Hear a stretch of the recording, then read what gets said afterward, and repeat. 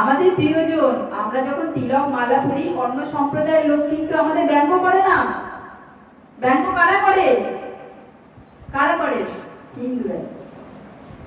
আমাদের সম্প্রদায়ের লোকই আমাদের ব্যঙ্গ করে, থাকি না?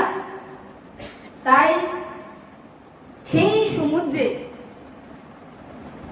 সেই ব্যক্তিটি বাঁচতে পারে যদি সেইখানে কোনো জাহাজ গিয়ে, নৌবাহিনী গিয়ে হাত ধরে তাকে টেনে ধরে, হ্যাঁ কি না?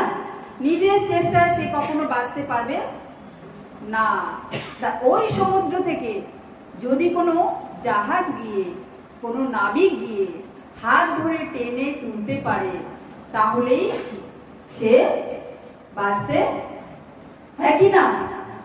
ঠিক আমরাও যে ভব সমুদ্রে আছি, আমাদেরও উদ্ধার কে করতে পারবে? সেই নৌকাটা কি হবে? নৌকাটা হবে হরি নাম, আর সেই কান্ডারিটা হবে সদ্গুরুদেব। হরি নামের নৌকা নিয়ে যদি সদ্গুরুদেব আমাদের জীবনে আসে, সাধু বৈষ্ণবরা আমাদের জীবনে আসে এবং আমাদের হাত ধরে টেনে তোলে, তাহলেই আমরা এই ভব সমুদ্র থেকে পার হতে পারব। কে যাবে এই হরিনামের নৌকায়? হাত তুলুন তো, কে কে যাবে?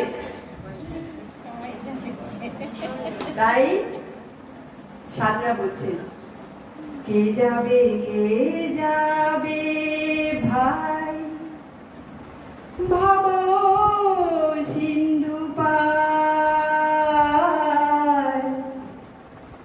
ধন্য কলি যুগে রচই তন্ময় অবতার। বলুন, কে যাবে, কে যাবে ভাই ভব সিন্ধু পার, ধন্য কলি যুগে চলি তন্ময় অবতার।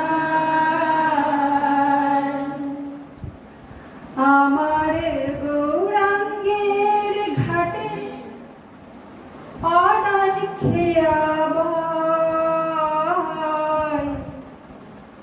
জড় অন্ধ বুদ্ধি পার হয়। বলুন, আমার গৌরাঙ্গের ঘাটে অদান খেয়াবাই, জড় অন্ধ বুদ্ধি পার হয়।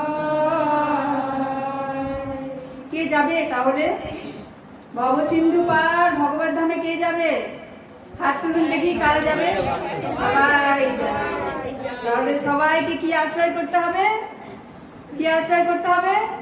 হরি নামের কান্ডারি, হরি নামের নৌকা। তাহলে হরি নামের নৌকা কে কে গ্রহণ করবেন না? হাত তুলুন তো, কে কে হরি নামের নৌকা গ্রহণ করবেন না? হাত তুলুন। সবাই গ্রহণ করবেন? আরে বাহ, এই তো চাই। কেন?